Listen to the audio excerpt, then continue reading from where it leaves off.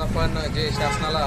आंदोलनाचा इशारा दिला होता की जनावरं आम्ही तहसीलच्या आवारात आणून बांधू, जर आपण चारा छावण्याचा आणि पाणी टँकरचा अंबड तालुक्यातील तसेच जालना जिल्ह्यातील आणि महाराष्ट्रातील सर्वत्र जो चारा छावण्याचा आणि पाण्याचा प्रश्न जर आपण मार्गी लावला नाही तर आम्ही जो आंदोलन करू 5 तारखेनंतर हा इशारा दिला होता. आम्ही तुर्तास तो इशारा आणि आंदोलन स्थगित करत आहोत, कारण की आम्हाला शासनानं समाधानकारक उत्तर दिलेलं आहे आणि या ठिकाणी शासन गावोगावी पाणी टँकर देण्यास तयार आहेत. तरी गावातील सर्व ग्रामपंचायतीला एक विनंती आहे की आपण आपला अहवाल आणून तहसील कार्यालय अंबड किंवा आपला जो तालुका असेल, जे तहसील आपल्याला येत असेल त्या ठिकाणी आपण आपलं निवेदन द्यावं आणि आपल्या गावातील पाण्याचा प्रश्न आपण सोडून घ्यावा. तुम्ही आम्हालाही निवेदन पाठवू शकता, आम्ही तुमचं निवेदन शासनाकडे पोस्ट करू. त्याचबरोबर चारा छावण्यासंदर्भातही